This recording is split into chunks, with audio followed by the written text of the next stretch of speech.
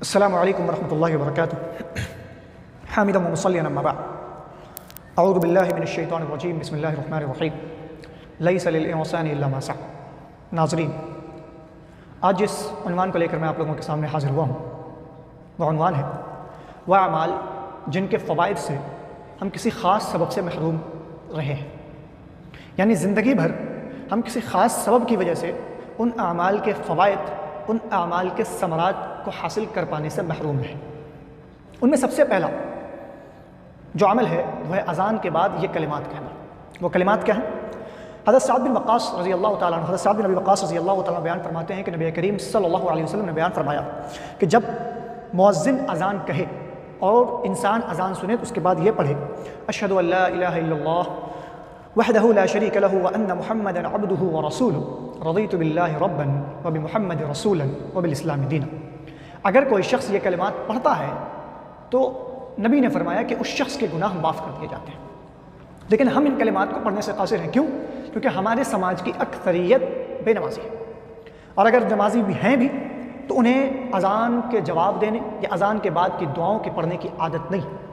और जब आदत नहीं है तो हम इस फ़ायदा से, इस समरा से महरूम हो जाते हैं। जब कितना बड़ा फ़ायदा है, अज़ान के बाद सिर्फ इन कलिमात को पढ़ना है, अल्लाह रब्बुल आलमीन हमारे गुनाहों को माफ़ कर देगा। दूसरा अमल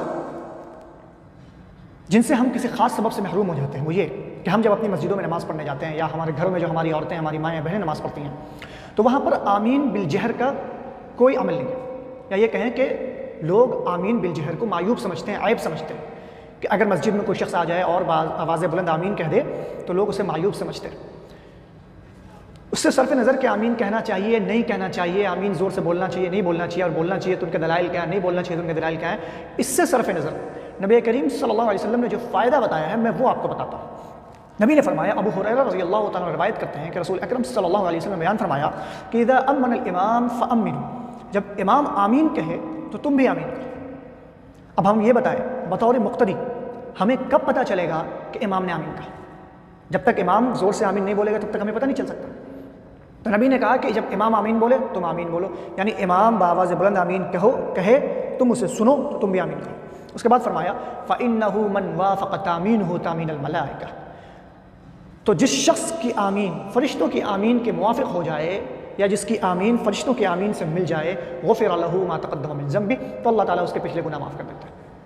इससे सरफ नज़र कौन आमीन कहता है, नहीं कहता है, किसको कहना चाहिए, नहीं कहना चाहिए, कौन लोग कहते हैं, हमें उससे मतलब नहीं। इस वीडियो में मैं सिर्फ इतनी बात कहने आया हूँ कि ये अमाल जिन्हें हम किसी ख़ास सबब की वजह से छोड़े हुए हैं और उस सबब की वजह से हम इतने बेशुमार फ़वाइद से महरूम हो रहे हैं ज़िंदगी भर। आमीन बिल जहर का फ़ायदा ये, आमीन बोलने का, इमाम के साथ बोलने का फ़ायदा ये है कि हमारे पिछले गुनाह माफ़ हो सकते हैं, बशर्ते ये कि हमारी आमीन फ़रिश्तों की आमीन मिल जाए। तीसरा अमल जिसे हम छोड़े हुए हैं, जिसे हम नहीं कहते, या अगर कोई हमारे बगल में कह दे तो हमें गवारा नहीं है, वो ये है कि जब इमाम क़ौमा में खड़ा हो, रुकू के बाद खड़ा हो और समी अल्लाहु लिमन हमिदा कहे, तो उसके बाद नबी करीम सल्लल्लाहु अलैहि वसल्लम ने बयान फरमाया कि इज़ा क़ाल इमाम समी अल्लाहु लिमन हमिदा, कि जब इमाम समी अल्लाहु लिमन हमिदा कहे फ़क़ूलू रब्बना लकल हम्द, और फिर रिवायत आखिर अल्लाहुम्मा रब्बना लकल हम्द, तो तुम कहो अल्लाहुम्मा रब्बना लकल हम्द या रब्बना लकल हम्द। और फिर रिवायत आखिर, दूसरी रिवायत में है हम्दन कसीरन तय्यबन मुबारकन फ़ीह।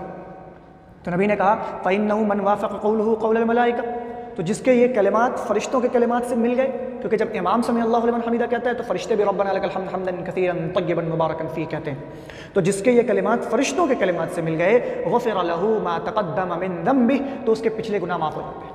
हमें कहने की आदत है, हमारे समाज की अक्सरियत, मस्जिद में पढ़ने वाले नमाजियों की अक्सरियत इन कलिमात को नहीं पढ़ती, इनसे महरूम है।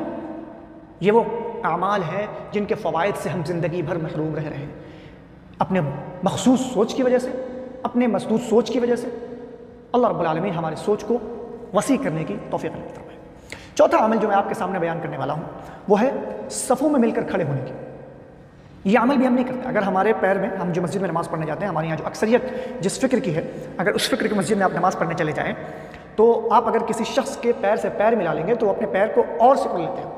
नतीजा ये होता है कि उनके दोनों पैर ऐसे हो जाते हैं, उनके दोनों पैर ऐसे सट जाते हैं, जबकि होना क्या चाहिए था एकदम मुतदिल जगह होनी चाहिए थी दोनों पैरों के दरमियान। तो अगर आप उनके पैर से पैर मिलाएंगे तो अपने पैर को और सिकुड़ लेते हैं। नतीजा ये होता है कि आपका पैर पैर से पैर मिलाने के चक्कर में इतना फैल जाता है और उनका पैर आपके पैर से पैर ना मिलाने के चक्कर में इतना हो जाता है। सुनिए, जो लोग इस अमल को मकरूह समझते हैं, सफ़ों में मिलकर खड़े होने को मकरूह समझते हैं, वो कितने बड़े सवाब से महरूम हैं, ज़रा उसका अंदाज़ा लगाइए इस हदीस से।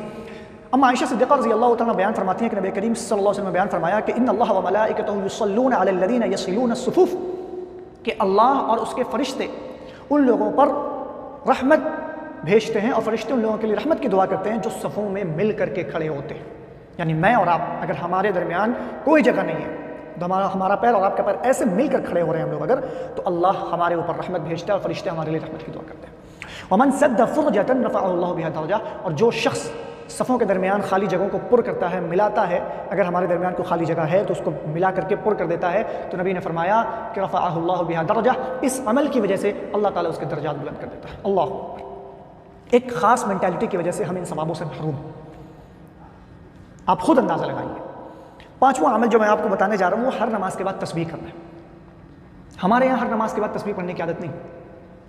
जिस मस्जिद में मैं नमाज़ पढ़ रहा हूँ पिछले कुछ महीनों से, या ज़िंदगी भर बचपन से मैं जिस मस्जिद में नमाज़ पढ़ते हुए आ रहा हूँ, वहाँ पर हर नमाज के बाद तस्बीह नहीं पढ़ी जाती। वहाँ सिर्फ फजर के बाद पढ़ी जाती है और असर के बाद पढ़ी जाती है। बकिया 3 नमाज़ों में, ज़ुहर में, मगरिब में और इशा में, सलाम फेरने के बाद इमाम फ़ौरन दुआ करता है और उसके बाद लोग मुक़्तदी उठ करके नमाज़ पढ़ने अपनी सुन्नतों की अदायगी में चले जाते हैं।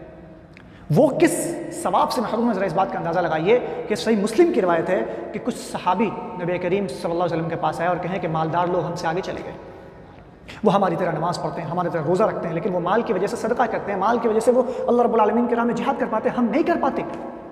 तो नबी ने उन्हें कहा था कि तुम इन कलिमात को अदा करो हर नमाज के बाद, अल्लाह ताला तुम्हारे गुनाह को माफ़ कर देगा।